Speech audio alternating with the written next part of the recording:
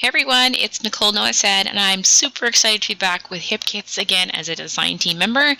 And I have my first project to share with you using, this is actually from the February 2017 Hip Kits. So I have this photo here, and I was really inspired by this crepe paper wood grain background paper. And I really liked all those triangles and how they're all different colors of wood grain, but I thought there were so many pretty papers in the kit. I really wanted to use a bunch of them in a minimalistic sort of way. So I went ahead and just picked some of my favorites, like this pretty floral here. And I'm just cutting, I believe it's a 3-inch square. And I'm just trimming them down. So I'm using all different kind of patterns and trying to vary up the colors, but yet keep the colors similar at the same time. Now I will mention this project actually took me 45 minutes to create from start to finish, which for me is super fast. I would say normally I'm a 2.5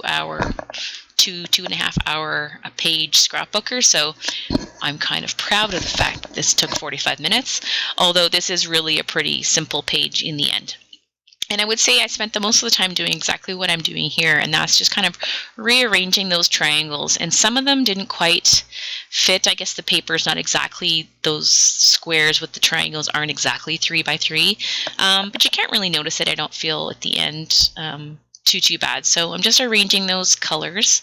I don't want to have too much pink all in one area, and I'm trying to stick with that whole visual triangle theory by having little bits of color in that triangle around the page. Not necessarily the same actual pattern papers, but similar. You know, if I used the mint teal kind of color in one part, I didn't want to use it right below it.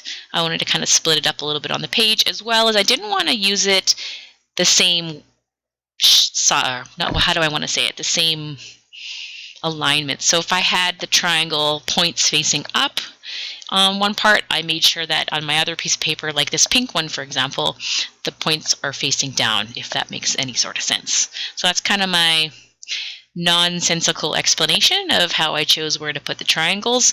And I didn't want to fill the whole thing in with patterned paper over top of the patterned paper. I just want to do little bits because I really like that wood grain. I really wanted that to show through still in the end. So I'm adding just a tiny bit of this dot runner adhesive that I have.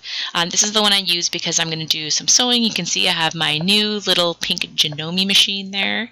It's a tiny little mini sewing machine that I was sent, and it's really cute. And I gotta say, I've had a little mini sewing machine before when I first started sewing on scrapbook layouts, and this is not like that one at all. This one I actually, after I've used it probably for about 3 weeks now, only to sew on paper, I haven't had any sort of problem whatsoever. It doesn't go quite as fast as a normal sewing machine would, but for most people that would actually probably be better.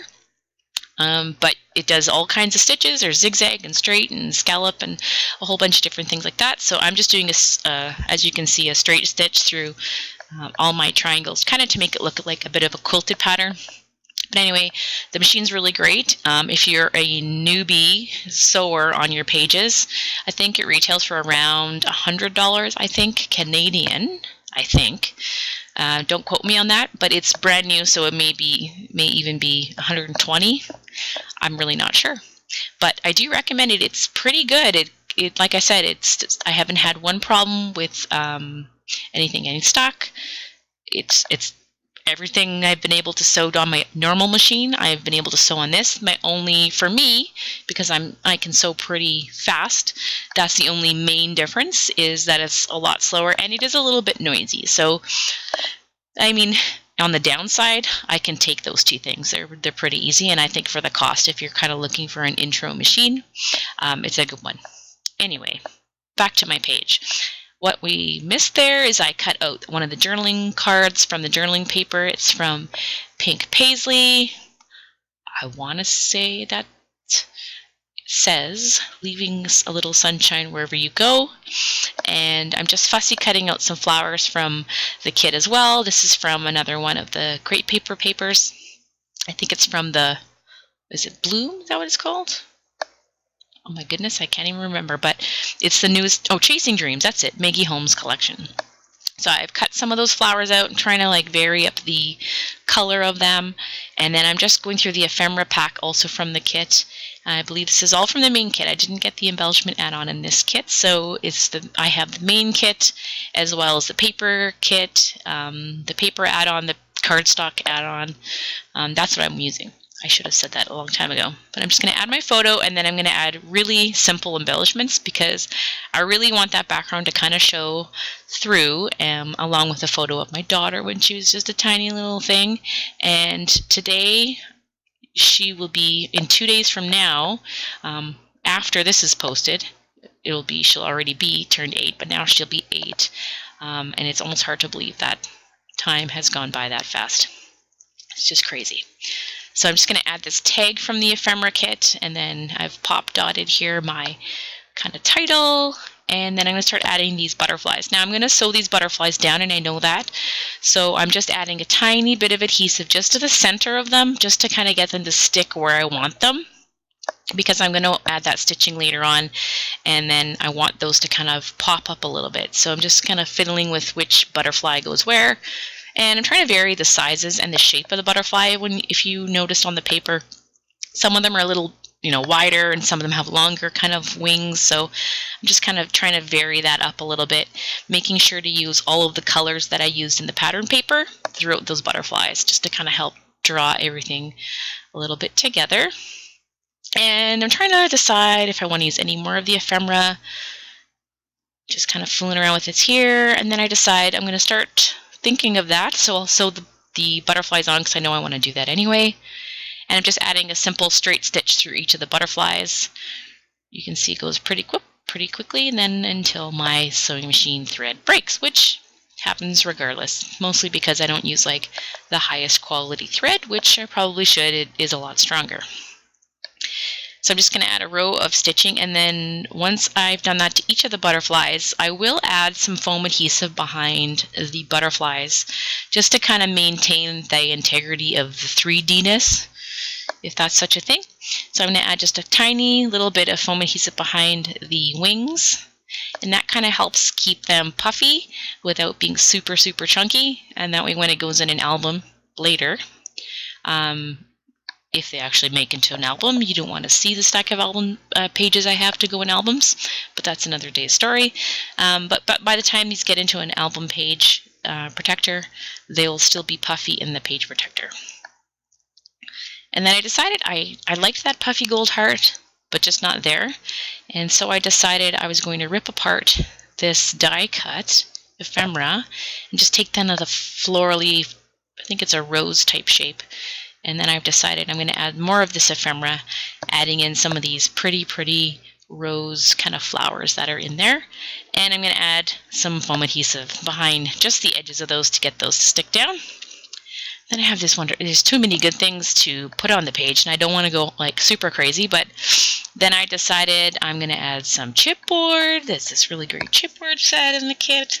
So I have this little sentiment here I'm going to stick down, and then I realized I'm going to put a date in the missing area, because you should at least have a date on your page if you have no journaling, which I unfortunately do all the time. And then I'm just going to kind of play around with, I thought about using some of the hearts in the chipboard, but just didn't happen. I just couldn't make it work. And then I'm thinking, you can see me tapping my fingers, just couldn't do it. So I put that aside. Then I decided I need something else. It still seems pretty flat. Like in the end, it's still a pretty flat layout for me. But I decided I really like the different.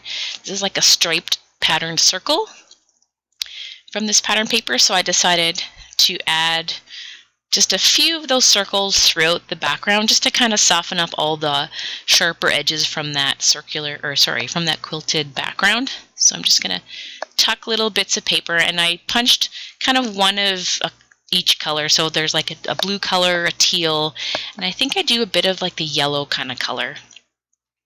And I'm just kind of putting those in there, mixing up where, the color is not pink on pink and blue on blue, for example. I just really want to get little bits of that color kind of all over the page. So this yellow is really subtle there behind the leaf, but it's diagonal to that flower that's yellow, as well as the sentiment underneath the photo that's yellow. And then it's needed something darker, so I added a couple drops of mist.